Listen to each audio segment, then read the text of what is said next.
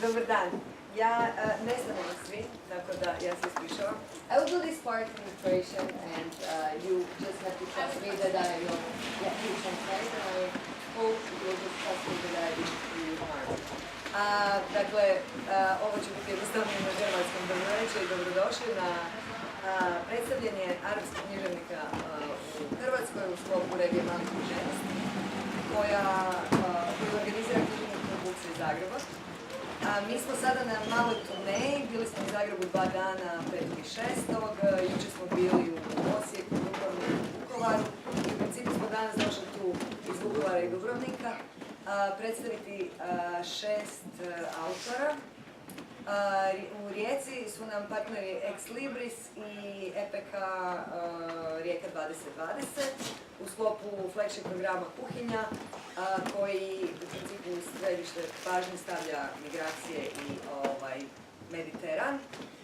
Tako da u tom smislu su ovi autori vrlo na pravom mjestu.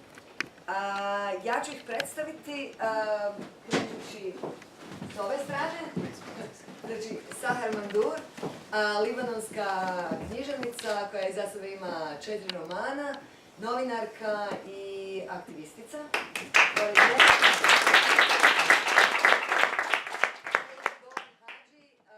Sirijski pjesnik, prevoditelj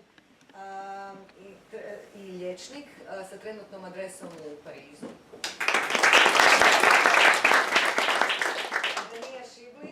Palestinska književnica, esejistica, kratkopričašica i spisateljica romana, koja ujedno živi u Berlinu, predaje u Jeruzalemu i osim književnošću bavi se i vizualnom umjetnošću. Asma Azajzek, također palestinska pjesnikinja, žena koja je i novinarka, osim što se bavi pisanjem književnosti, ona se bavi promocijom književnosti, vodi nešto, jedan kulturni centar u Haifi i upravo je startala književni projekt Poetry Yard.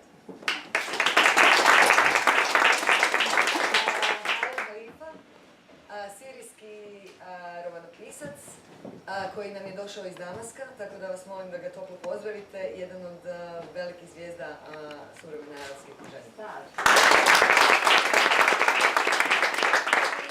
Jedan predstavnik Jordana, večeras Man Abu Taleb, kratkopričaš i romanopisac, čovjek koji se bavi muzikom i ako ste sutra u Zagrebu, puštat će arapsku glazbu na partiju, tako da ako ste sutra tamo u Buksi u 6 sati, ga možete puštati.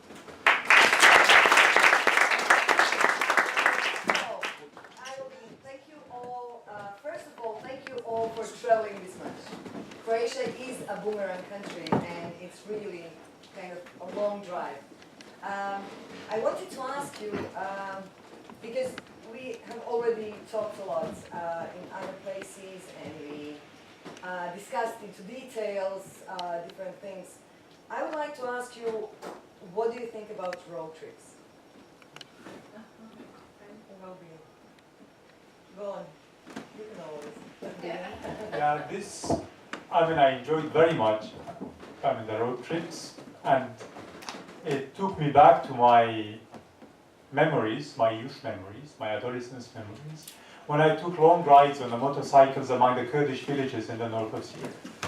We were just moving from one village to another, sleeping in houses whom we never know their owners, and listening to old people, collecting a few songs and stories. This was in the 90s.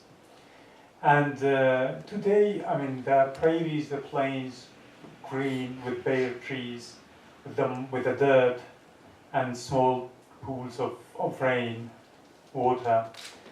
It just really took me back again to the nature of my childhood. The clear blue of the sky and the cold, these lumps of snow in the shadows of houses on the road. And this quite I mean, like ignites my memory again. This how it's that part of our places is everywhere. The place I carry inside myself, which is my childhood place, is somehow found, I mean, on the road. Because I had the answer directly. So yeah, and in my case, it's I like it a lot. And it's just like I like airports. I love airports. I go before the time of the departure, like 3-4 hours ahead of time, because I enjoy these places where we're in an in-betweenness. We're not here, we're not there. And ever since I was a child, I used to fake sleeping in road trips, but I'm not asleep and I'm not awake, and it allows me to be in between. I like road trips a lot. Anybody else wants to join? I mean, since they are also talking about memory, and I'm the oldest here, like almost. Thank you, I didn't mean you, okay.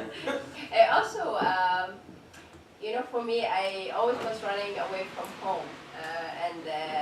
Running away from home was always aided by my father. So I would run away and then I see the car is leaving, and so it's like I jump in the car, and this is also starts the trip. Either we are silent and then I'm imagining and dreaming, and also with the changing scenery you always have these associations, but it's also always a time of asking about his past and the past and history. And today's trip was the same almost with you. Like I've been trying to understand what's happened in Yugoslavia the last 27 years, and I would say that this road trip kind of made me closer to understanding. So it is kind of a reminder, always these trips, what we would talk about would never happen in a cafe or over a dinner, as if there is a specific thing that comes on the way with associations and memories. It's always a trip in that place, but and in the space, but also maybe in time sometimes. Yes, but I will say something negative actually about road travels. I don't have positive memories or feelings towards road trips, since I think I think it's really a painful thing to be always the driver. Because if you are a driver in your own city and you don't see around you, you have to focus on the road. And whenever I walk by accident in my city, for instance, Haifa, I always discover very main things, like a hospital inside the city. A week ago, I saw a hospital inside the city, a small hospital inside the city. It was the first time I see that hospital, and I felt very bad. I felt very like it's my city. I have to know it. I have to know the details of it. You know, the houses, the small narrow streets of it, and because I'm always the driver, because I like also to drive, I lose this. I lose these details. So today, when we were coming back from Dubrovnik, from the old city to the airport, it was for me a strong joy to just look from the window and to see this beautiful view and to see the seaside and the old city. And I don't enjoy this in my hometown, so I enjoyed not being a driver in Croatia to see these details.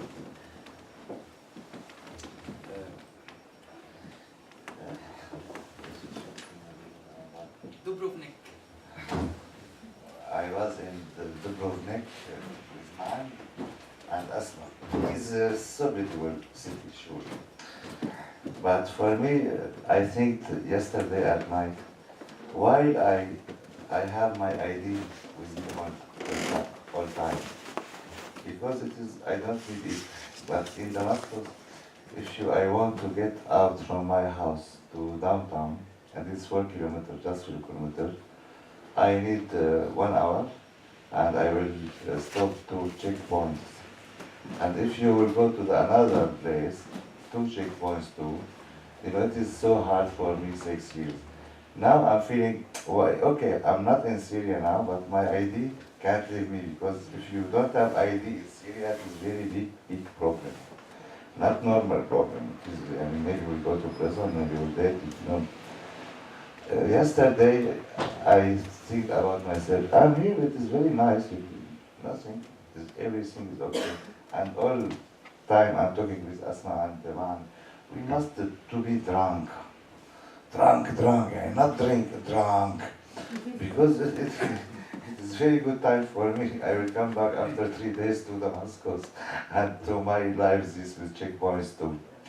Maybe it's like that, but at morning today, when we out walked in the city, we watched the photograph museum. We watched a lot of photos, portrait for soldiers in the war, and on TV there are photos on the city and in the war. It is so sad story, but it is like my city now, like my country now, because I stopped and show all the photos, and man, look at me for me. I'm looking for this photo because I know these places now. I know this is church, this cathedral, this street, this cafe, these houses too. And now I have hopeful for my country because everything will be built again. But it is very sad, you know, the war everywhere, we can't leave you. For this, I was so happy because I saw this city is rebuilt again, and the people has, yesterday we had a reading with the children of the secondary school, and it was so clever, very clever. The children has many questions for us about our writing, and we told them, don't afraid from anything, but I hope for you, don't leave the war again. For this, I think the road trip for me, it is other things, but all time I ask about what my ID here. I don't know, I can't leave my ID, sorry. I very much enjoyed our road trip here today, especially that I've had a history of very dramatic road trips. There's the one I told you about where I was stung by a scorpion and had an accident in the same day. And there's the one time I cycled to Berlin and had 3 crashes. And then there's the one time where I was with Asma actually, and she decided to have fun at an Israeli gas station, and I was stressed out of my mind. But she thought it was great fun. She doesn't even remember it. I remember every minute. It was the longest stop at a gas station ever in my life, I think. So today was peaceful and beautiful, and we got to see how the landscape changes, and it rained, and there was a bit of snow. You drove a bit manically, but it was still great. So, okay, hopefully we'll get back home safe. But when I asked you about the road trips, I mean, you have been traveling for the last 2 or 3 days. I also wanted to ask you about the traveling in literature, because we are in a port city that is one of the most, definitely the most important port in Croatia, but also one of the most important ports in the Adriatic Sea. And Rijeka is also a city of coming and going, arriving and leaving. So I was wondering, while writing, even though I think I know by heart the text, and even though all the texts are not about traveling or confinement, I was wondering whether you are, when you are reading or when you are writing, are you taken on a road trip? And what is it in literature that takes you on a road trip? Are those writers, are those words, are those specific texts? And how do you reflect on them while writing your own?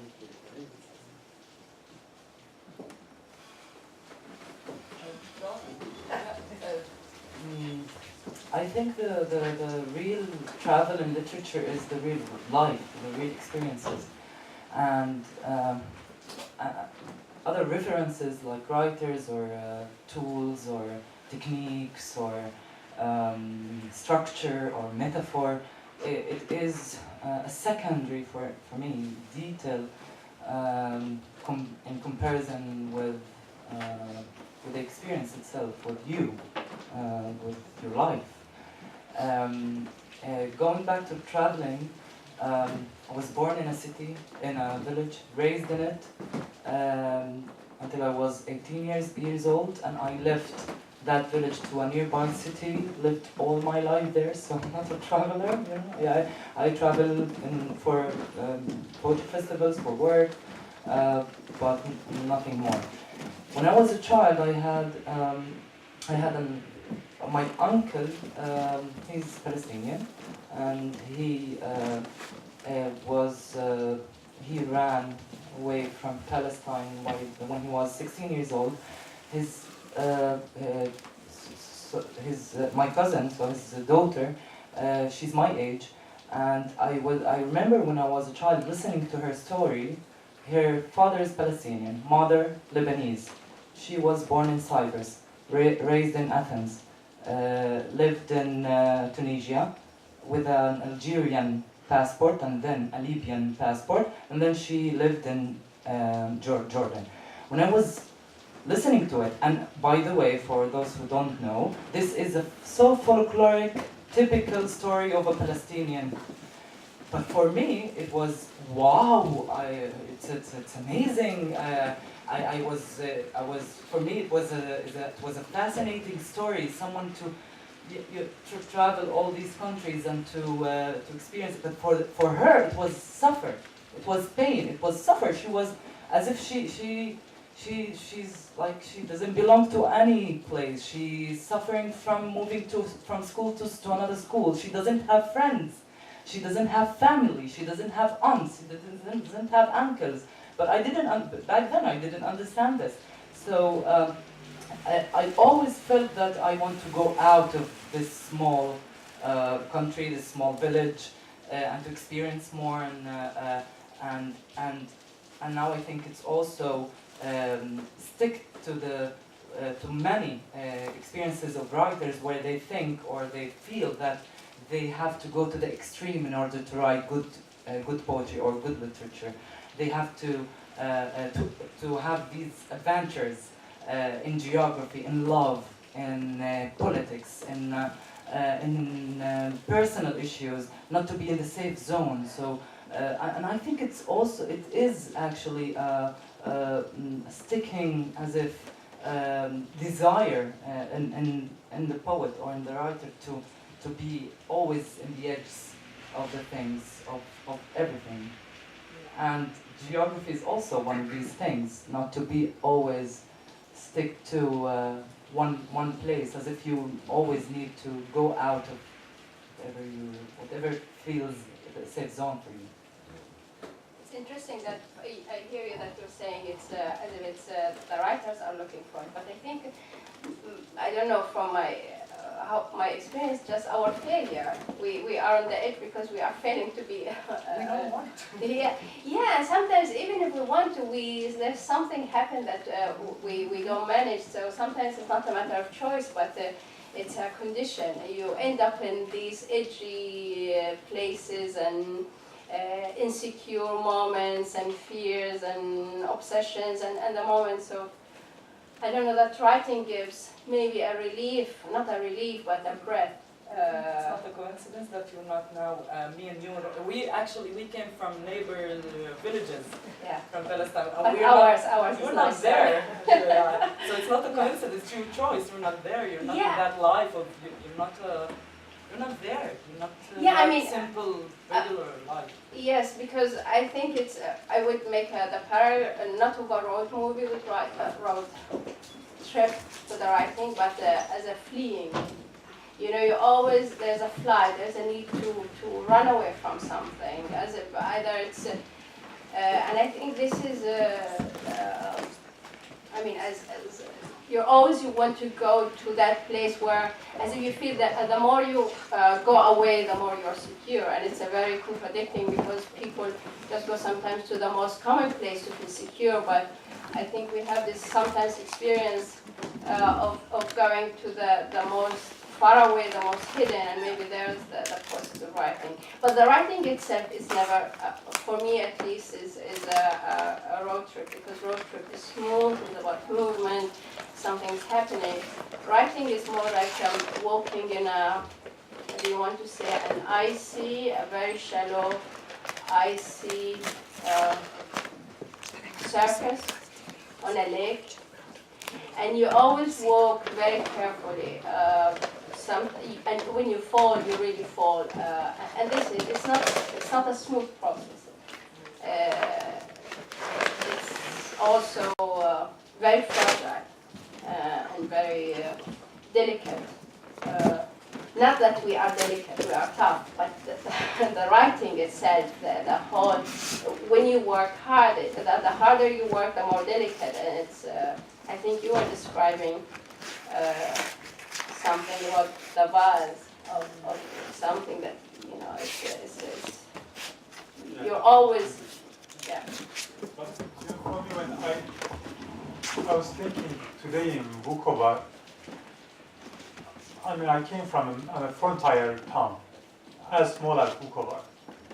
And frontiers always, the borders were sinister for me. It's something I cannot cross because they are dangerous. They are soldiers. The enemy is on the other side. And I felt this sinister today on the river. For me, that borders are geographically, physically drawn by rivers or railways. And both are somehow sinister. Whenever in Paris, for instance, where I live, I go to the airport to Charles de Gaulle. I mean, one of the stops is Drancy, where the concentration camps before, I mean, transferring the Jews to the concentration camps, that was the capital. And now it's stigmatized as an Islamic center. You see the historical transformation. And I pass there every time I go to the airport. And I see that this feeling of sinister air always accompanies some of the most beautiful things. Vukovar is very beautiful, but I feel also haunted by something indescribable sadness. This took me back again to my city where I would love walking, and till now I always walk. And I will just maybe talk about this walking and writing. One in my hometown, there was a madman who is one of the, and my town is quite famous of madmen. I mean, I won't know madmen and poets. These are the two marks of my town. And this guy took, a few loaves of bread, hot bread from the bakery, and he crossed the dry river, which comes from Turkey. Because of the dams built on the Euphrates, many small rivers in the Kurdish region dried up. This was deliberately done against the Kurds. And this river became like a walk. So people that are promenade inside the river, and this madman took the bread and crossed the border. And the soldiers just stopped him. And he said that, what are you doing? Who are you? What are you doing? It's just gunmen coming to a madman with bread in his hands. He said that I'm going to have breakfast on the other side. Something like that. And they put him in jail for 3 days. And this was the man who was one of the masters of walking. He never stopped walking. Sometimes he walked, he died a couple of years ago. And he died just like sick in his 60s, he can walk for 8 kilometers. And once in Paris, till now, I love walking, by rivers. And against the movement of the river. I always just like to go in the opposite direction. And there is a river island close to where I live in Saint-Denis. I walk there sometimes early in the morning, like 7 o'clock in the morning. And you just pass quietly among people in this rush hour, running to catch the train, and only one who walks quietly. And always just walking on the sidewalks, just behind beside the walls, and looking at people. And walking for me is a way of seeing. Is the way how I will take care or just pay attention to what passes usually fleetingly and you cannot cross. So in one of this I was never, tempted towards the extreme, like the Beat Generation, Kerouac on the road, and this idea was never tempted by this, always by the moderate, ordinary kind of books. You walk in a place, in a city, in a strange city, you discover it with your feet. You feel sometimes very small, surprises, a smell or a face or whatever. And this stuck in my memory.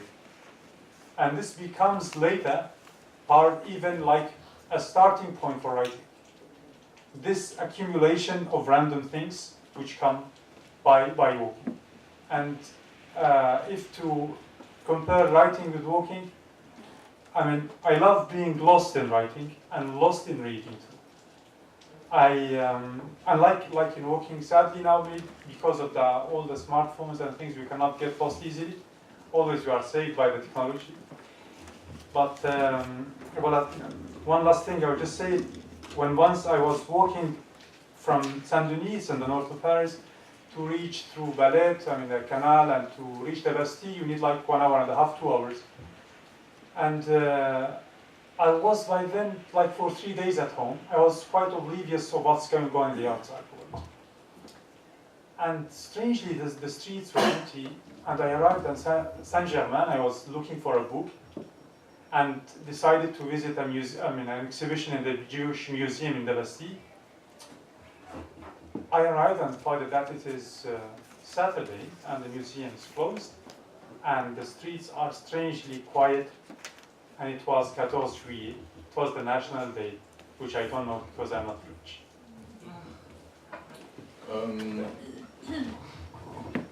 If I'm allowed to stretch this metaphor of the road trip a little bit, I think the aspect I'm interested in is not the geographical travel. It's more the travel within the depth of the human experience and the predicament of humans in general. It's a universal issue. I don't think it's tied geographically. It is colored geographically. It has local colors here and there. But essentially, great writing has universal truths. And this is why when I read the poetry of pre-Islamic poetry of Arabia, I can read it, and with the great poetry of theirs, I can feel the existential crises they felt in the face of the desert, in the face of this arid space that's constantly threatening them with death. Just like you read Shakespeare, and then you can completely relate and empathize and feel the depth of the trouble of somebody like Macbeth, who feels like he's unloved and he needs to achieve great power to be loved. And so I feel also when we read about, that's I think the what great literature does. It just allows us to travel deeper into the human soul and the human experience. So. Yes. About the same question. No, I I have like it's related. First, it's interesting that most of us have memories that are related to war and to roads that are blocked.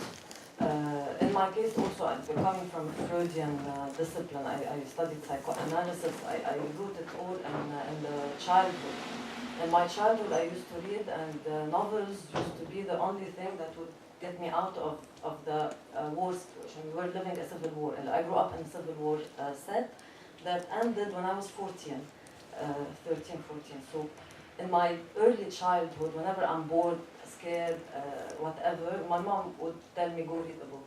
And I would read a book, and even when she asked me to sleep or ordered me to sleep, I would just cover and continue the book, because through books, I used to be able to imagine other realities, to fall in love, to fall in danger, a danger that is always safe because I can always close the book, experience different things that I may have been experiencing if it was not a case of a civil war.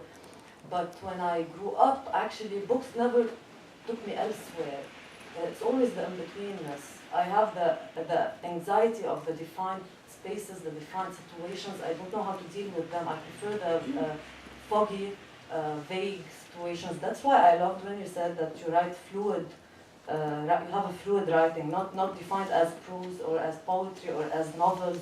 Because I feel safe in situations that are not defined, and road trips, as well as literature, as well as writing and reading, allow me to be capable of going out of the now and here, but not completely able to access the there and then. So this state, I don't know why, maybe in therapy I will find out why, but this in-betweenness feels much safer than defined sets. maybe my يعني شو أحسن لكم؟ I envy you. I envy you because I'm so lazy. Yeah, I'm so lazy. It's a project from my bedroom to kitchen. It is project for me. Yeah, sure, because I'm thinking about 10 years ago. 10 years ago, I talk with myself. I don't need anything, just writing, table, good coffee, and my house, and just. And after, when I'm traveling, I'm thinking about this photo. The TV and the media and YouTube destroyed the world now. Destroyed the world. Sometimes I don't watch TV.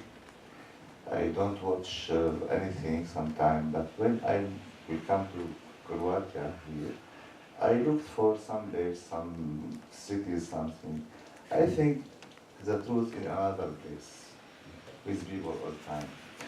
But I don't know, this is my feeling about travel. If I have project, at first moment I'm so happy because I will go to new country, will have new friends, after first one month before traveling, I'm feeling what I can do there. It is worrying about everything. When I arrive to Glen, and with myself, yes, it is very good project. I'm going. This is worrying all time. He has very big relationship with writing, because if I'm writing. I don't want and don't need move anything. If this changes, I will have very bad luck. I think it is very bad thing for me. If coffee is different, I don't know. Maybe now I'm completely. I'm thinking about myself. I'm now completely, because when I was young in university, I loved to travel a lot, and I can't travel in that time because I don't have money. And now I have invitation from all the world, but I don't like travel. I don't know, this is my problem. I would like to go back to Adania's point and Timan's point. Adanias, you talked about the spreading on the icy water when reading or when writing, and the cautiousness. And Man, you talked about the going deeper into yourself. Your novel has to do with the transformation of that kind, of this profound kind of reaching into one's own soul and kind of transforming the person. And Adania, your characters are extremely cautious. Even when they are reckless, they are extremely cautious. So I was wondering whether these characters, yours and Adania's in short stories, whether these characters are determined by your notions of by your notions of what literature is, or are these characters reflections of the region or your experience in the region? Are these characters an image of how you see the world in a specific time and place? Because I think that most of these things could be read from them. But I don't know how you constructed them. I would like to know the process of the construction of the characters.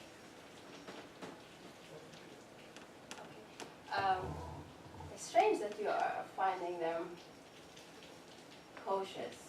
There are some that are cautious and some that they are the opposite. They're reckless, and for me, maybe in the last work, or the last 12 years when I was working this novel, that was a main question. Mainly, I'm really interested in, I was interested or have been interested in silence and its opposite, or stuttering, what we cannot say, what is lost, what we cannot express, what we stumble upon, and how this conveys, in terms of the language or its rhythm, a form of being, as opposed to those who speak clearly with power and without walking in these icy grounds. And of course, I mean, when you walk on these icy grounds, you need to be careful. I mean, so for me, it has been a wondering, like, who can speak, or who has the access to speak, and which words they have, and those who don't have the words, who lack them. And when you lack a word, what you would have instead of that. So is there repetition, there's stutter, and the main idea, I mean, how I tried to address it is in terms of the powerful, who has also the access to create words and to name. You know, when there's, like in the Bible, when God created Adam, and he asked Adam to name things. That's the first job that God asked Adam, to name things. And I see the act of naming or articulating and being so sure is an act of power. And so the powerful, they have these abilities. They name, they tell you what you are, and they decide for you, and they take the language from you, and they tell you what you are. And on the other hand, I mean, those who are being spoken about, they stumble, they try to take this word and that word, and they don't have their own words. For me, I feel like I'm coming from this part as a person. I mean, maybe now I'm speaking better, but I remember many times in my life that maybe the truth of me is not being able to say or not being able to write. But how, if you want to write these kind of two possibilities, it was a challenge. It is a challenge. How you can go from this position of the inability to find the words, and that you're stuttering and you are repeating, and there's a repetition. I mean, I'm really interested in repetition, where it's kind of, maybe it could be a bit hysterical, but it's also the loss. It's more, the more you repeat, the more you're lost, and when you repeat, what is deleted, what remains there after you repeat the same word, the same thing, does something stay with that repetition or not? Whereas those who speak so powerfully, and I'm really interested in when we're talking about traveling, and the planes, when the stewardess, they say, welcome on board, please put your, I mean, I'm always fascinated how they speak this kind of fluently, but there's so much also lack of sincerity in that. So it's an act of power, but it's an act of lack of search. On one hand, on the other, but how you can combine both. For me, that has been a haunting, and especially the idea of stuttering.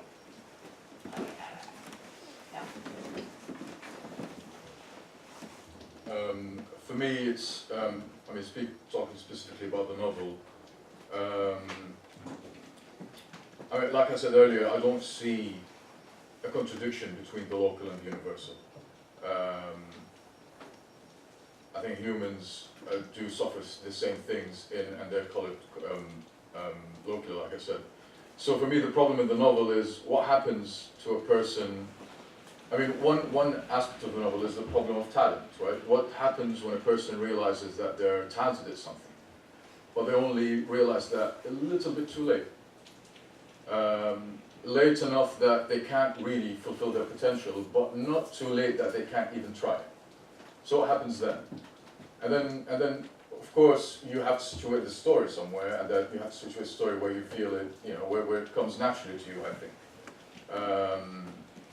And then wherever you situate it, that will add layers and layers of it. For example, the protagonist of my novel realizes that he is talented at fighting. That's his talent is. He's really good at boxing. But he realized that a little bit too late, and he also realizes that we're in a place where any sort of violent activity is extremely looked down upon. I mean, in Jordan, you will, especially in the 80s and the 90s, you will have to go very far to find a boxing club. And it's also a country where you can't really join the army, you know, if you're from Palestinian heritage or this or that, and if you don't, so what do you do?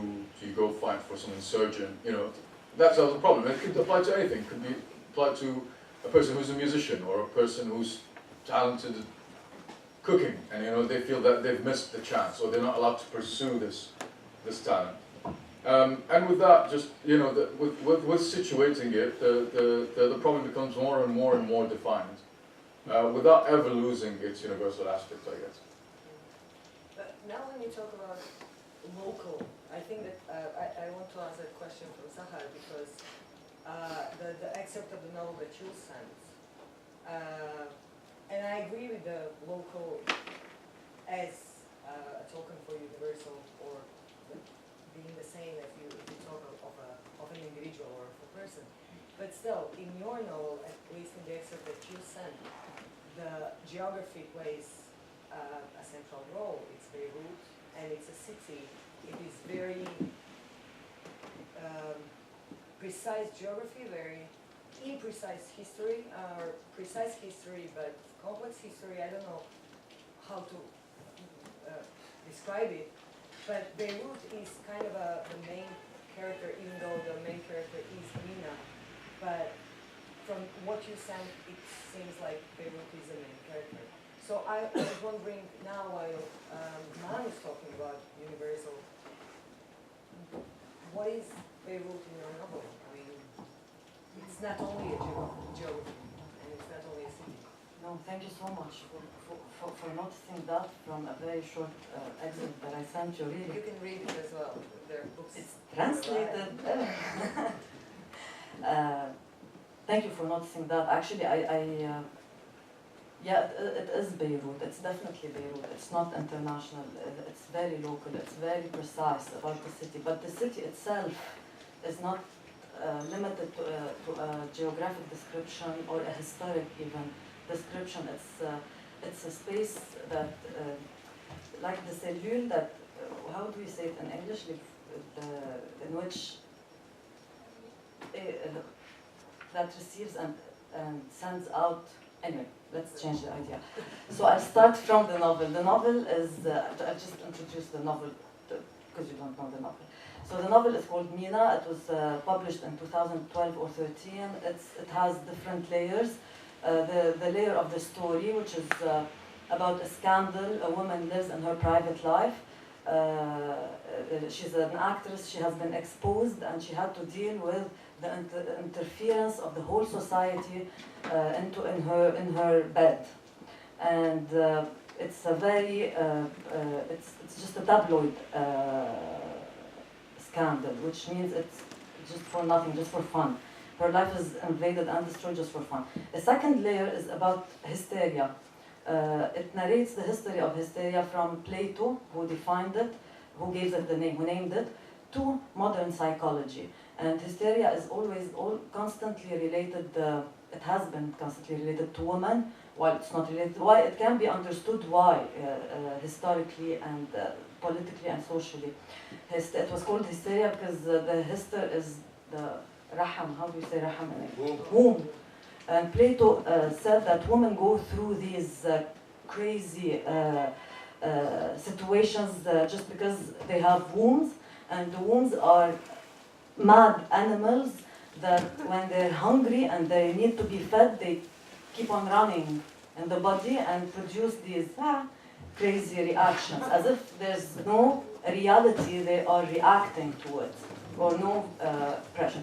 So the third layer is cinematographic, which is also in between. It invites the global and international cinematographical imagination from movies from Egypt, from Japan, from France, from different districts that lives in the imagination of a kind of a global imagination or international cinematographic tradition. The fourth layer, which is moving all of them, is Beirut.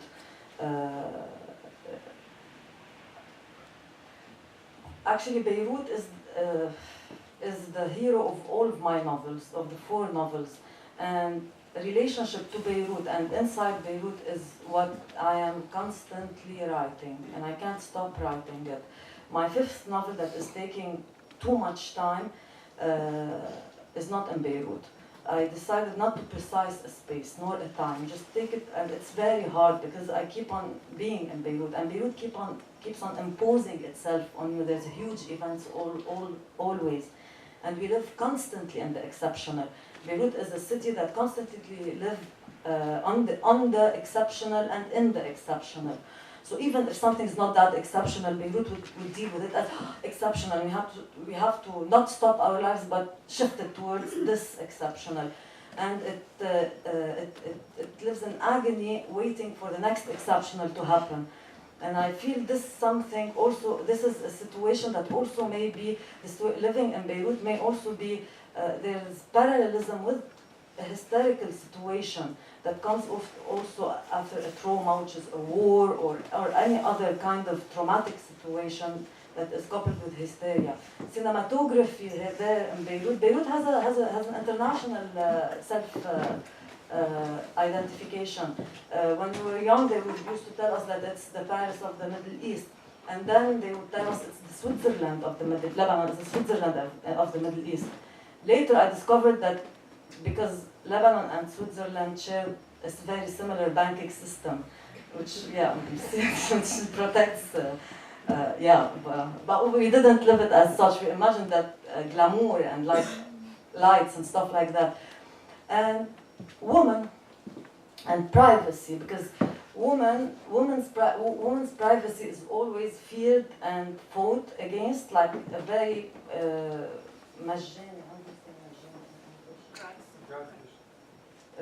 gratuitous scandal would happen. I would invade your life, destroy it directly, just to inform you, not for nothing else, just to inform you that you do not have the right to privacy. So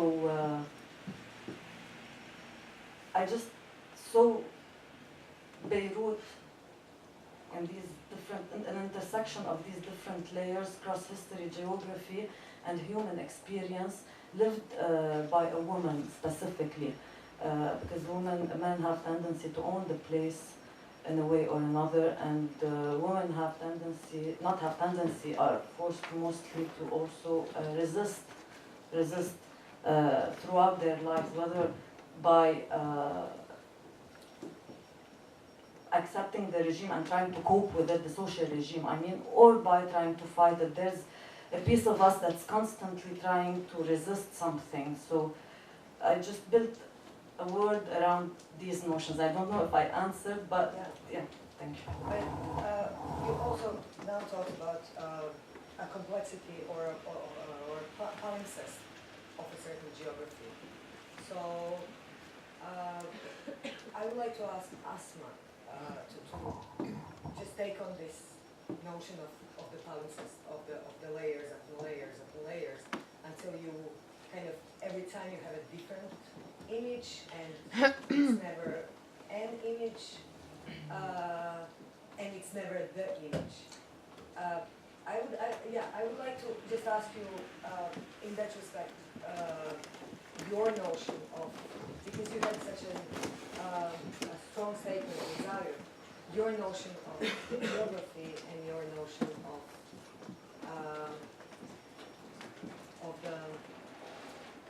the way that or geography or history or these palimpsests, not geography as a box, but these palimpsests of these all the layers, how they come through in literature and how you deal with them. Okay, I'm happy that you ended this question with literature because if I wanted to repeat what I said, no, I will tell you why. This is the substance of my answer. I remember the same day after the discussion when I talked. It was for me it was a discussion that has to do with my identity and with my geographical background, cultural, educational background, and the same night when we had a drink in a bar and we had actually a continuity of the same discussion. I hesitated many things that I said, and I now thinking while my colleagues are talking that I am, first of all, I have a very bad memory, and I am the biggest hesitator in this planet. And these two things made me have, like they help me or they make me have new images without layers. I mean, it's a starting point of a zero. It's I neutralize thoughts, I neutralize images, I neutralize languages. That's why I am afraid of trust, and I'm afraid of trusting myself, I think. Trusting myself, not in a sense of, like, I feel that I'm so dynamic. I change so quickly. I have new thoughts towards love, towards politics, towards poetry, towards people, and this thing. I think this is the source where I without any planned purpose. It's so innately. It's an innate behavior of me to just as if deny many things that surrounds me, or deny even my the structures that I build in my head towards this environment or these people or the geography or politics, and I start always from zero. I didn't think a lot about this, about what I'm now saying, and maybe tomorrow I will change my mind. I don't know.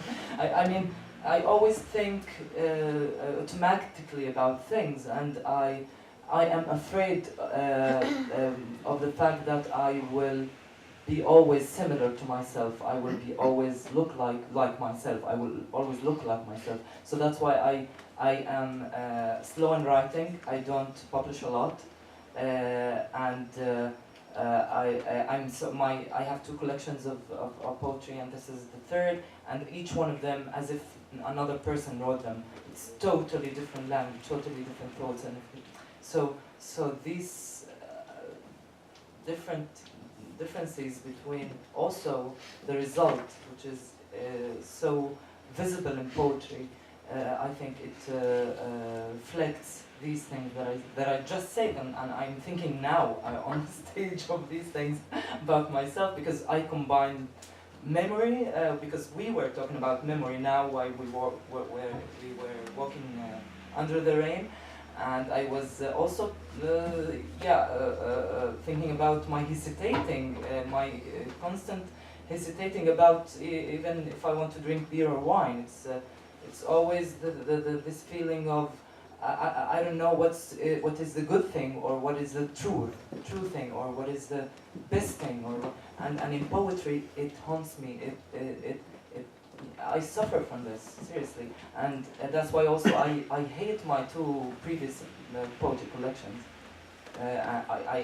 I can't deal with them. I run a bookstore, and I don't even think about bringing them to the bookstore. You know, I don't think that it's so extraordinary thing. I think it's a normal thing in human beings, but it's just the fact that you have to confess it sometimes to yourself. Colin, I think I would like to ask you the same question that I asked Asma about this layers upon layers and the way they reflect through in your writing. Yeah, I like the word palimpsest very much, and I use it frequently. Yes. Again. Found the word that you like. But the way of layers somehow, of course, perhaps, I mean, writing is a kind of imaginary archaeology. You dig inside yourself, inside what you see, you always chase something. So it's like I'm a digger of graves, wells. Sometimes you find nothing, sometimes you find dead bodies, sometimes you find water, sometimes shit, sometimes it depends. And writing never has any guarantee. This is exactly the land of uncertainty.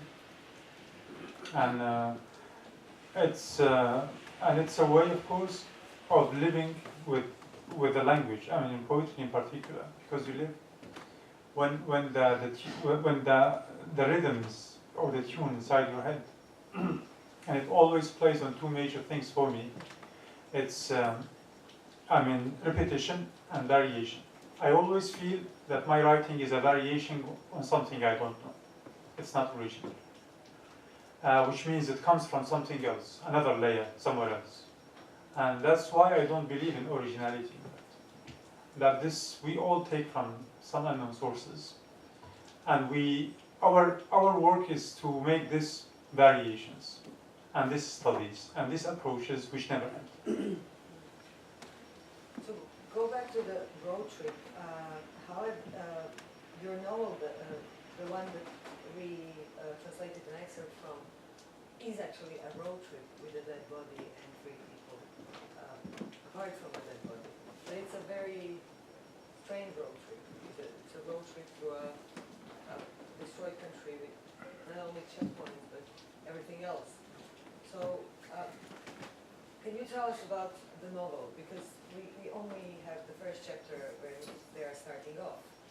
And yeah, just to go. No, I would really like to know, so can you tell us a bit about the novel, and then I will ask you the question about the road trip in the circumstances of that. I think it is not the road trip and the novel, because it is maybe 30 pages only, just on road trip. We talk about this family. This family background of this family, history of this family, history of this character, main character, and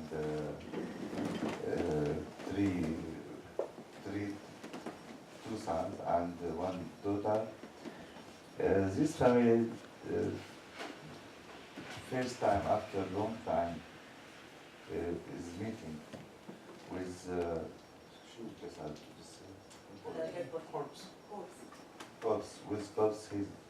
their father, because it is so similar story, you know. The one man, he died in Damascus, and he advised to his son, I want to be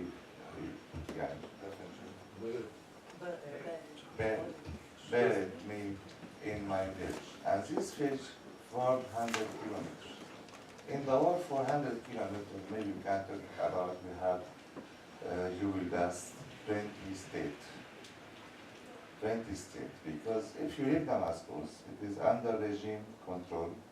There are checkpoints, and every checkpoint has state too, including a regime. This for the secret police, other for Iranian, other for Hezbollah, other for, it is true, it's our life in Damascus. And after you will go to the opposition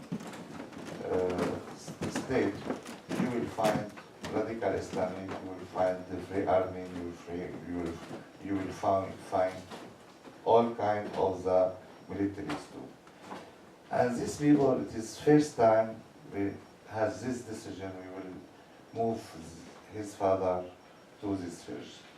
They spent 2 nights, 3 days on the route and discovered them problems. It is problems from childhood, came from childhood and from all life. Because the sisters talk, we didn't talk long time. It is very good time because we have a long time, but all time that doesn't have time, because this is big trouble, terrible problems. I can can't talk about novel, sure, but I hope when published, you can read it, and because this is 4 novels, not one novel, 2 love stories. We are talking about this love story with this man. When he came revolution, he was another person. He became another person. He was in 70, but he was very strong man. He worked with the revolution. He has this image for revolution. He support. He was in administration, organization, everything organization. He worked another life, and his son Bulbul, his main character, I think. Bulbul afraid from everything. From love, from life, from death, from regime, from opposition, from a woman, from love, from everything. It is my dream, this character. When I'm dreaming about writing, I dream about writing this character because I know a lot of persons around me like this person. Is living, but there are no tests for listening for life, no decision, nothing. And we spend many years, all age. I think this is novel life. But when I write the father to Revia, we will discover all history, near history, not the close history, not far history of Syrian history. Because we can talking about these people came to Damascus, to Syria from national ideas, from Ba'ath Party, from communists, from these ideas in 60s around all the world. It was, grew up, all these ideas too. And after when came Ba'ath Party to power and changed everything, because finished everything and finished our country. Finished Palestine, finished Lebanon, finished Syria, finished Iraq. It is Ba'ath Party, and if you want to talk about Ba'ath Party, what shi'ar, slogan is Al-Wahda Union, and the freedom, and socialism. And now we have in Iraq and in Syria and Lebanon and Palestine destroyed everything. And the freedom you can talk about these people killed maybe 1 million, just 1 million in Iraq and in Syria. And if socialism is so funny for us. We are talking about Syria and about Iraq for socialism. Very big mafious people came from this background. You can talk about maybe $700 million only for these people, just these people. You can image our life. This novel talk about this history too, but I'm so bad for that to explain because, but I hope you can read it. At this point, first I would like to ask you if you have any questions to definitely ask. And if you don't have them at the moment, I would kind of ask Asma to read a poem. I was chosen as the representative of all these. I'm the youngest. No, I would like you to read a poem, and we can, if you want to do more reading, we can talk about it, but I would just like them to hear the sound, and also to kind of break this conversation into a reading. Anna.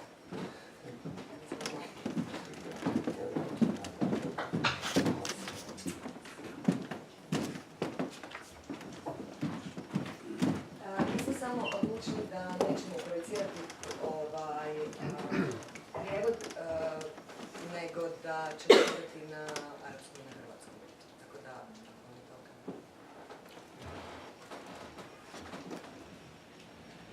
نلت من الحرب ونفخت ريشي. الناس في الخارج يطلقون شتائم أشد من نيرانها، وأنا أتفرج على مسامير الحائط الوحيدة وأفكر في احتمال بيولوجي بيننا. نافذة التي سدت أجفانها بالبطون وارتدت فستان سواريه حجب قاعها مثل مؤمنة. حجبتني الحرب فصرت قاعها، سقطت قاع الحرب فحجبت شمسي. حجبت وجه الحرب فصارت سقف. حجبت وجه الحرب فصار سقفا. قصة قصيرة جدا. في اليوم الذي اخترقت فيه الرصاصة رأس باسل الأعرج كانت ترتفع مصادفة حدة سؤالي المصيري حول جمهور الشعر، وتلك قصة طويلة جدا. سقفي، المسامير، الحمض النووي، وجه الحرب، بساتين السواري، حفلة الاغتيال في الخارج. بينما كانت تتفحم هناك أجساد مثل ورق رقيق، كان بخار البرودة يتسرب من صدري، وكنت ألمس قلبي باردا في يدك، ثم أرميه للخنازير التي تتدور على الأسوار. أسوار حديقة التي حجبت الحرب، الحرب التي ترفع الفساتين إلى الركب وتكسر النافذة. الآن أحس بمرارة على لساني، أنا التي لم يك شيء مر عليها. لسعة سرعان ما تتبدد مثل ظلمة مضببة. أتبهرج استعدادا للحفلة، أتبهرج مثل بطرونة استعدادا للحفلة، وأحدق في السقف. رطوبة جائعة تدمدم وتأكل سطحه، تقشره فتهر على وجهي وحوش باردة وبليدة. أرقص كي أتدرب جيدا. المرارة تطرق الباب وأنا دائخة، أطرافي باردة وبليدة ولا تعرف الطريق إلى المقبض. أحدق في تصوري عنها، لا أهتدي إليه، إلى ذلك الشعور الذي يصيبكم حين تأكلكم الحرب مثل خنزير بري، ولا إلى الفزع المتوقع مني حين أشعر بحمضه النووي في جسدي.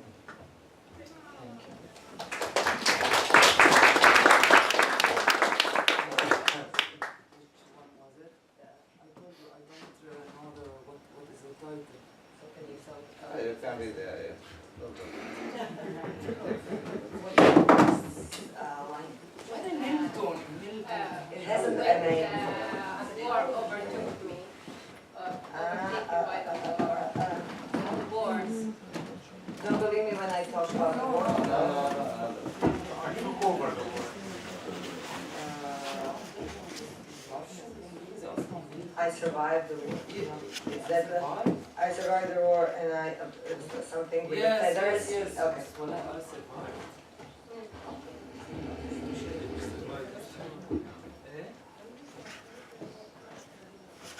So young nature, yes, I have to apologize first. I will do my best. Preživjela sam rat i nakuhala sam svoj period. Preživjela sam rat i nakuhala sam svoj period. Ljudi vani da viskuju uvrede, a pastori ne prihvatili. A ja gledam u čale na zidu koji neću njihove uvrede različiti o biološkom pokušaju između nas dvoje.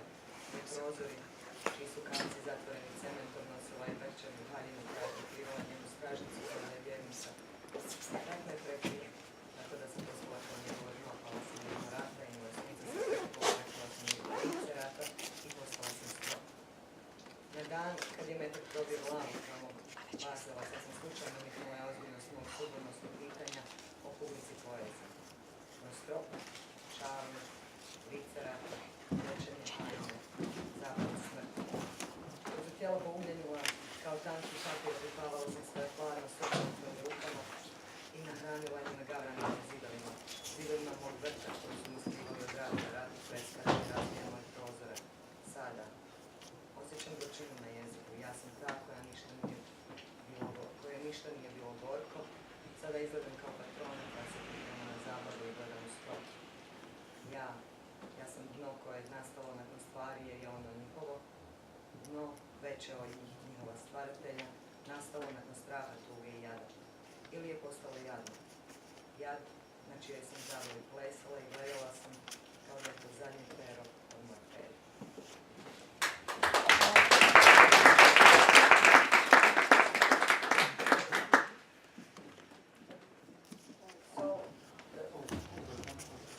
always an interpretation and translation, but there is something here that you say that you question the audience of poetry, of the poetry readers. I would like to ask you now, do you imagine your readers and who would be your imagine?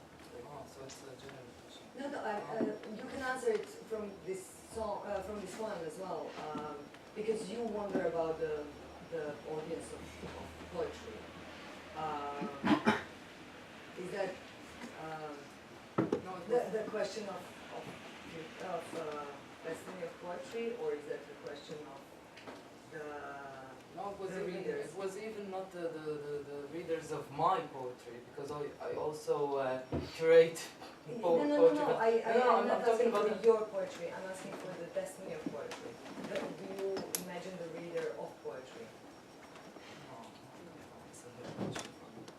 No, because this guy, he was a friend of mine, and he was assassinated, and it was for me in that stanza, and that phrase, and that line, for me it's him, not the. So it's hard for me now to answer the question about the audience of poetry. Yeah, I'm sorry. No, it's okay. No, but I thought it's simpler. But you're talking about the few. How do I because see? I didn't know it was. It's not evident that it's connected to this concrete person. Yeah. So Basil doesn't really. Yeah. It's not a reference. Yes. So that's why I asked you about general. I thought it was a general inquiry into audience.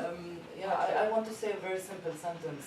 We were talking about publishing in the art world while we were taking our dinner, and now, and it's now has been a very known information for everybody that nobody reads poetry.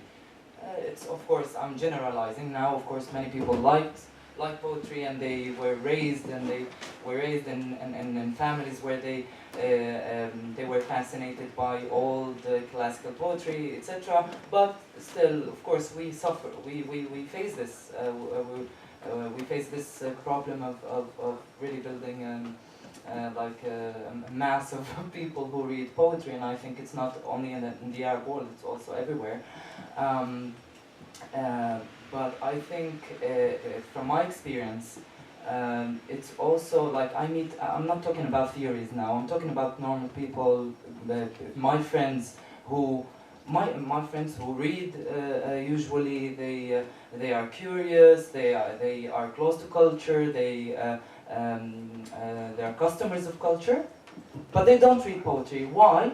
I speak to them personally, and many of them, they have as if what accumulates in their heads and in their memories about poetry is that poetry is so mysterious, and it's so full of metaphors and so hard to understand. It's not understandable. It's so sophisticated. It's so vague. And this is the memory or this is the stereotype. Let's say that it's a stereotype, but it's not a myth. It's actually built on a true basis. But this fact made many people feel far away from poetry. This is the situation. This is my personal interpretation of what I see around me, at least. Okay, I'll change the question. Let's not go into readership and destinies. I think that I am out of questions, but maybe we are not out of reading or answers. I have something to say concerning poetry, and I think a friend of mine in Beirut, she's a feminist as well. She just decided to start writing poetry, and that's very unusual in Beirut now. And so she's in her late 20s, and her friends are in late 20s, and suddenly we discover that lots of people we're waiting for someone to write poetry. That she's writing good poetry in the meaning, of course, it's personal, it's relevant. Everybody would like, not everybody would like the same thing, but we were. And my understanding of why people are liking it so much and asking her to publish it in a recueil is that we were so stuck in the material and the media and the narration that is so linear and rooted in real things.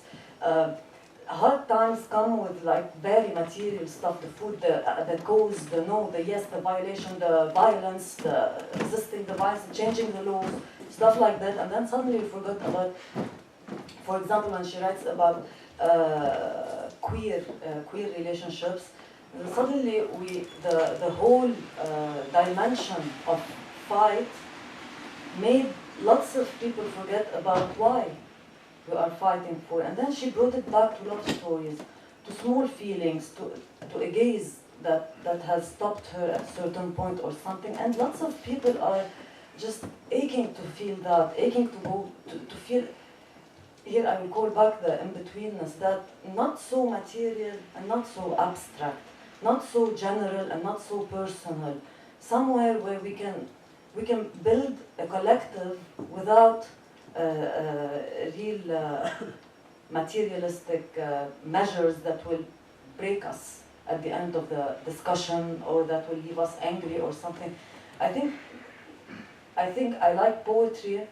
You said something like it's mysterious or something. I like that about poetry. I like that it's not telling the story as it is. For many people, it's a block. It's just it's an I'm trying not to generalize. I'm speaking about this. It's an abstract in a very materialistic and heavy reality. It's something that would bring us to just look outside while listening, think differently. And I like that, and I think that's beautiful. Whether the topic is hard or light, it's beautiful just to think outside of the materialistic conditions from every now and then, in order to come back, remembering why we are doing. And I invite Mahmoud Darwish, when I was a child, there was lots of slogans about Palestine, but then there's Mahmoud Darwish who would tell us the same story but in a very different way. And somebody would sing it, and we would drink and dance to it, whether it's sad or happy or not identified as such sad, happy, upper or downer. So, and I think this is essential for existence, but also for resilience. So I had an answer. Actually, I have another question. But maybe you should ask questions, yeah. Hi. I have a question concerning publishing market. So you are all coming from a specific part of the world. When I say specific in the same way as Croatia in this part of the world was specific, let's say during the 90s. I mean, we had war at the time and everything. So I wonder, since you are now, many of you operating in a Western English-speaking publishing market, are there any specific constraints or specific requirements in terms of the story, characters, or whatever, since you are coming from that part of the world? So are you, whoever wants to. basically, are you expecting to write a specific thing? Yeah. Yeah, I mean, in the West still, I mean, if we say that Western Europe and the United States is still dominated by white, wealthy people, even culture. If you take New Yorker, for instance, who are the people who publish in New Yorker? What are the reasons? If you take it, it's a manifestation of power, of absolute power. And to take this example, the American example, you can really, I mean, apply it somewhere else. This applies even in the Gulf, in the Arab Gulf. It's the same policy, which means that there is always a writer who is great, who is very important, who is a star, whatsoever. This culture of stardom and of creating stars is completely, I mean, against culture. You would never find a writer I mean, as famous as Messi or as Michael Jackson. This context of creating, bringing, I mean, writers of the third world, or a world which is considered not the first world, is always brought as samples, mostly. I mean, what are the really, I mean, the Arab novels being read? You will find them, I mean, you will read the New York Review of Books and London Review of Books, for instance, about the Arab world. What are the novels translated? You will read, for instance, Hassan Balasem, the Iraqi writer, the Iraqi Christ, or the corpse washer of Sinan Antour, and the rest, or Khalid about, I mean, in praise of hatred, and it's always the topic is the war and violence, which is our literature is considered as interpretation of our political situation, and not as literature per se. In the New Yorker, never, for instance, Mahmoud Darwish. The question is, are we at home being censored? Are we at home expected? No, this is not the question. This is your question, it's my question. No, this is not the question. English publishing? Yeah, it's just how we were received in the English-speaking world. And that's why, you know, in New Yorker, never they mention Mahmoud Darwish or Adonis or just this, I mean, great poets. But you will find Amal Nasser, the poet of Daesh, the poet of ISIS. You will find a whole report in New Yorker about him. So what's this? So I can never say that our reception is apolitical or literary. So and it continues like this till now. Other questions? So now one question was about while you were talking about poetry. Actually, I remembered a conversation with a friend, a poet friend, who complained about reception of poetry, in the sense that, as my viewers described, like, it's difficult, you can't understand it, it's serious. This is the He was complaining about that, but then we discussed further, and it turned out that many people actually said that they don't have time for poetry, because poetry takes longer to read. That poetry is kind of slow reading. Even when I say slow reading, so I was wondering whether you would agree with that, or you think, because it was kind of a survey among our friends who reads, who doesn't read poetry, and that came up as the primary argument. I don't have time for poetry. I have time only for novels, for prose. So that is one question. The other question is what you were talking about now about the reception in the West. And that is a constant concern of the Balkan writers. Balkan writers are always expected to represent, to understand, to explain, to say who was, I was talking to Rania today 3 hours, but actually the writers are expected to explain who fought who, how did you feel, who is the victim, who is not the victim, what is the history, are you, so they are impregnated with this and they're expected to do that, and they're never expected to say any other opinion on anything else. But at the same time, I think that these many writers adopt that and subvert it. So it's not a victimhood. It's not I'm a dancing bear for an audience, or I'm a loudspeaker for the region, but it's I subvert it and I give it back to you. So I was wondering whether you ever considered that strategies in writing, or whether you like writers like that, or whether you think it is a legitimate strategy in serious literature when you consider when you consider writing. You know, if I may answer this question, because I think that was a question or an issue that has been rising since the first day. And to be frank, I don't understand it, because for me, the position, we are critical of that. We are talking about the market. We are talking about the point of power. And I wonder, I mean, for me, it's not a question who is translated, and I'm opposing the New Yorker because they publish that or that. I mean, we have already a problem with maybe the other things they are publishing.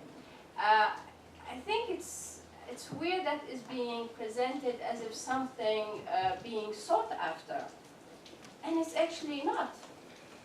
There are several things that one is seeking after. This issue is being forced, I think, within a certain discourse of, I would say, even neoliberal way of living, as if you're a writer, you should sell copies, you should be famous. I mean, these are criteria that are being as if how we should relate to publishing and translating, and I find them very problematic. They are not referenced, and I don't know why we keep returning to them, even in a critical way. I really, I don't know, I cannot understand it. Even subverting, for me personally, I'm writing and I'm struggling with what I write in Arabic. If anybody wants to translate or not, it's their choice, you know? If they want to use it in a certain way, I still have the agency and to tell them, no, you're not allowed to do it.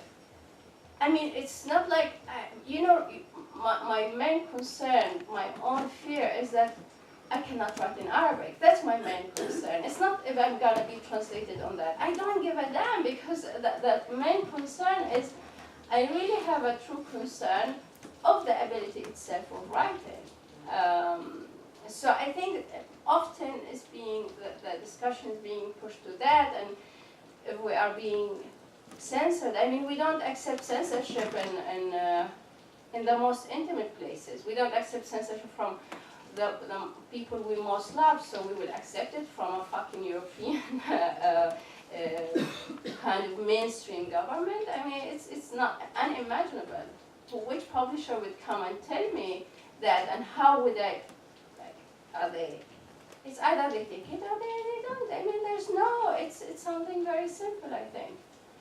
And if somebody wants to publish, if they are choosing that, again, it's a question of freedom. If they're gonna write a B novel, the world is full of B novels. I mean, who, you know? So it's not like it's only that there's a certain approach to Arabic literature, but I mean, a lot of the literature is being not so interesting. James Joyce, when he wrote Ulysses, he printed 1,000 copies and they were not even sold. So, yeah, it's beautiful, too beautiful. Yeah, sorry, man, you wanted to say something? No, you pretty much covered what I wanted to say. I think I subscribe to that way of dealing with it, although I disagree with the detail. I very much subscribe with the whole idea of, yeah, I mean, because you were talking about the other day about the gaze, you know, the Western gaze on the non-white man, blah, blah, blah. And I was like, why are we even thinking about that gaze? I mean, why do we have to... No, I'm not talking to you, I'm not talking to you, because that's a very wide, it's a discourse, it's a mainstream discourse. And I'm just thinking, because a lot of people talk, I mean, if I'm allowed to take this outside the show a little bit, like a lot of people ask us about the magazine. It's like, how come your magazine is not English?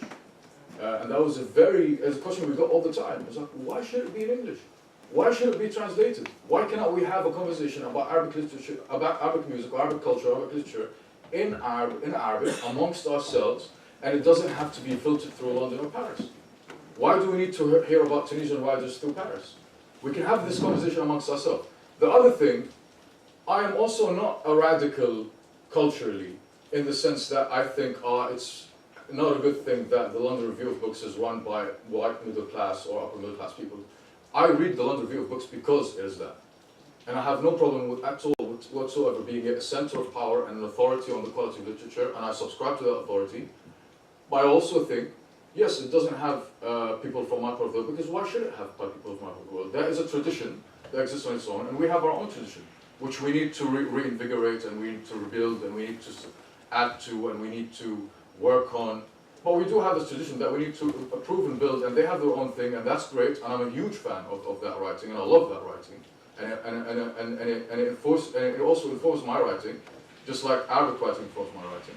But I don't have a problem with the New Yorker never publishing any Arab writers. I really don't. I do have a problem, like Julian was saying, with them, going for the ISIS poet, which is extremely bad poetry, and it's just, it's just crude propaganda. I would rather the New Yorker not publish any Arab writers, because that's not why I go to the New Yorker for. I think very few people go to the New Yorker for that, or the London Review of Books, or the Wiley Review, or any of these publications. Okay, I just want to honor your first question and then come back to the second because it's a heated discussion. I think it's not that he or she, I don't know, your friends doesn't have the time, but I think what's interesting about poetry is not the novels take much more time to be but it's the time of reading. Exactly. Poetry needs lots of concentration while reading. So, and in a similar lifestyle that we are living with neoliberal economic system, it pushes us to run and to lose concentration, short sentences, short statements, fast emails, fast communication. If you can do it over an email, why would we have to do a phone call that would take too much time? So this lifestyle goes against concentration that needs in-depth reading, and I think poetry needs in-depth reading, and it needs you to concentrate, so that's what she doesn't have.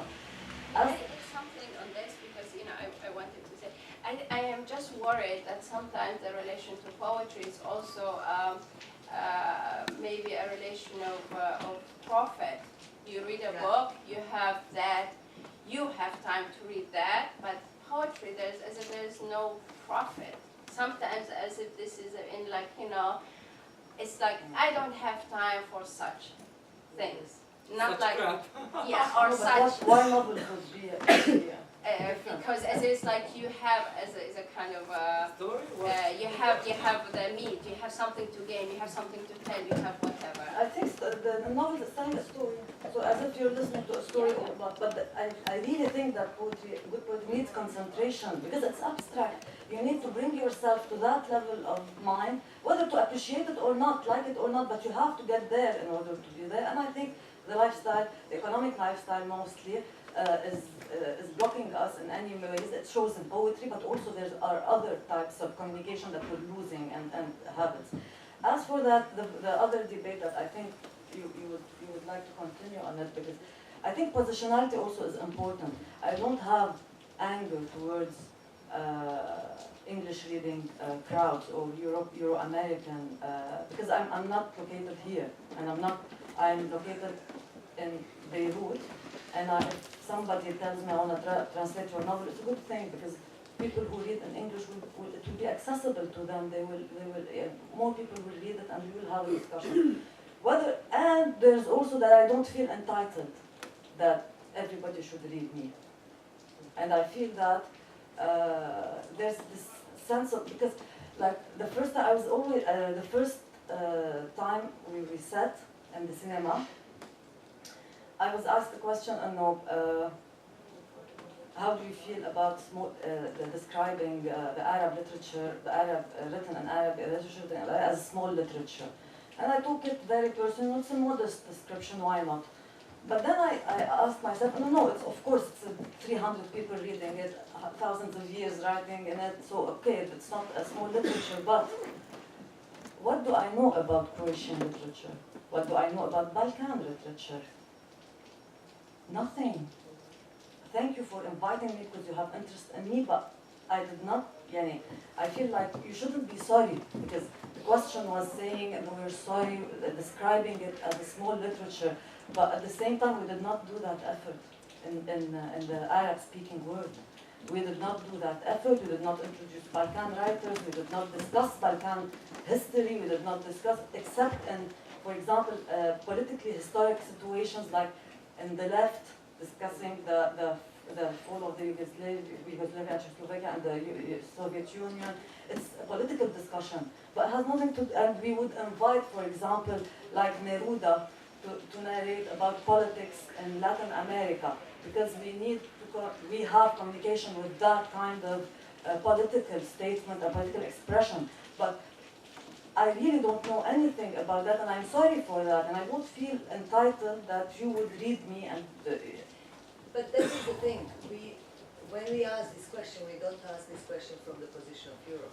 Yeah. We ask this question from the position of the margin. Of a similar position, yes. Yeah, exactly. So when I ask the question, Croatian, Balkan, Bosnian, Serbian writers are frustrated because, particularly because the mediocre texts get to be recognized as the samples of the Balkan writings, only because they have, and it's not always the case, that's for sure, but only because they have the local flavor.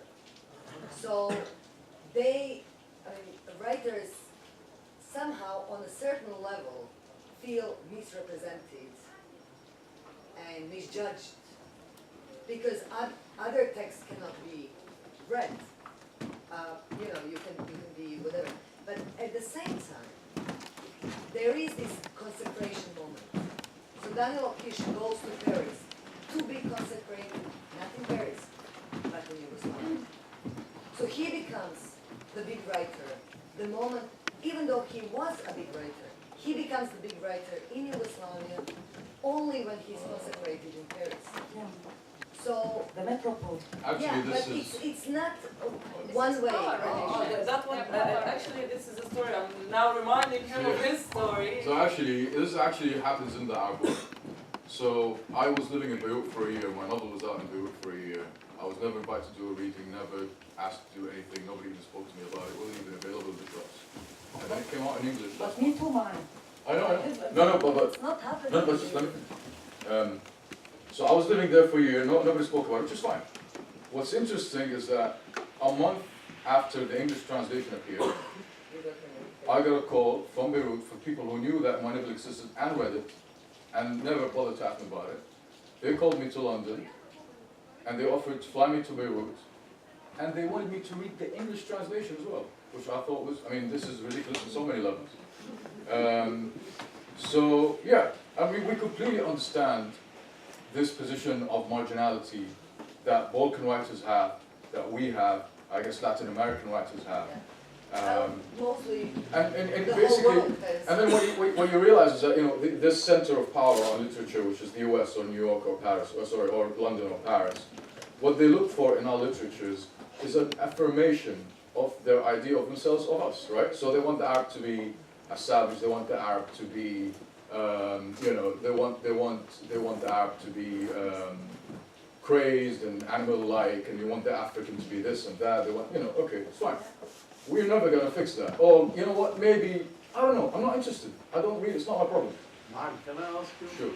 What's more rewarding for you and for my colleagues? Thank you so much To for be, this. to be recognized by the Arab readership or to be recognized outside? You know what, I have actually very... Because what we're Yeah. witnessing is you're being told you produce for the external market. Right. Tell me why you're being chosen. Okay. Can I This is a recognize... question which is very Yeah. bizarre that we don't ask ourselves. Are we producing for our readership? Yeah.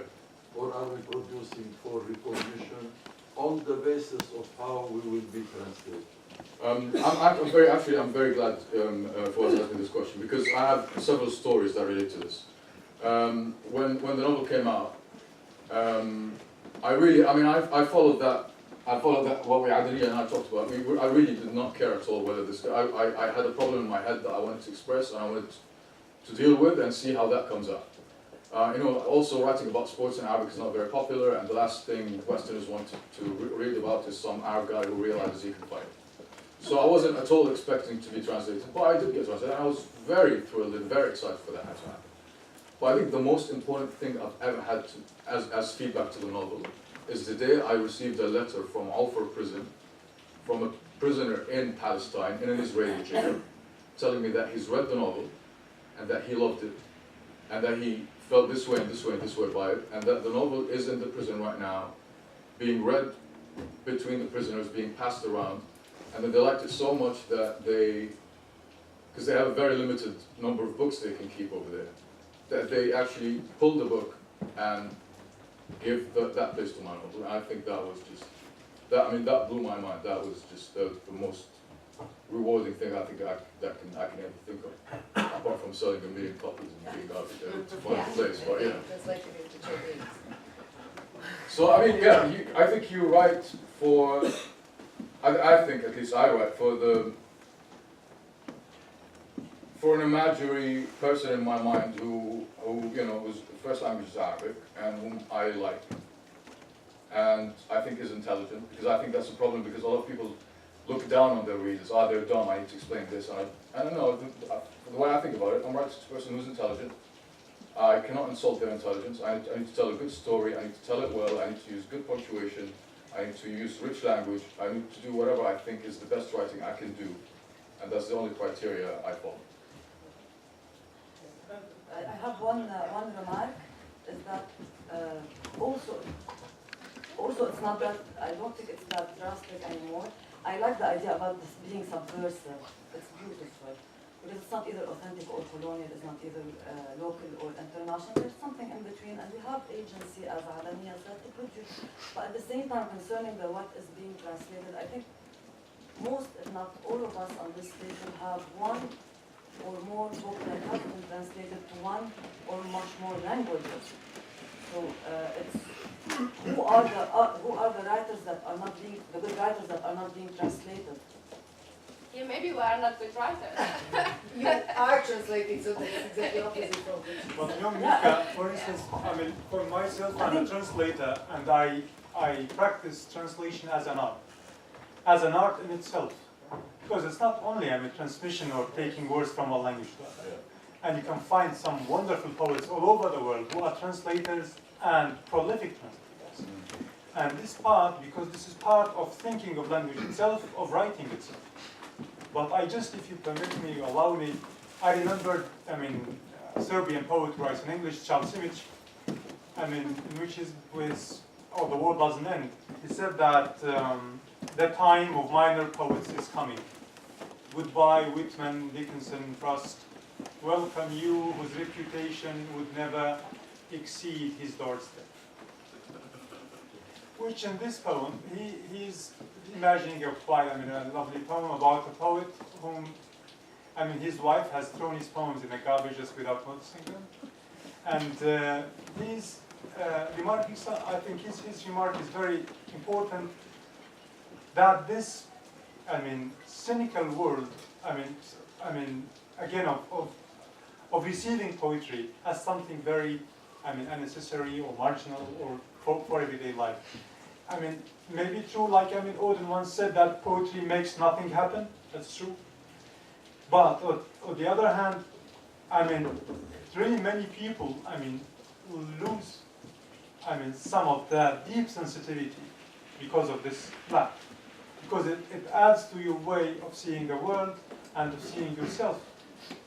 It's not only, the way, the question of being translated or not, or, being famous or not, that's not the question in writing. There's a deep intrinsic need for writing. We write because we have this urge. Who doesn't write? Of course, if someone will read or someone will translate it, that's good, of course. But if it doesn't happen, there's something else which urges you to write. I think I was told by Anna like 7 times. So maybe first I would like to thank you, and I would like to stop this conversation now and maybe just move it somewhere where we can continue the conversation. Thank you all. Sorry for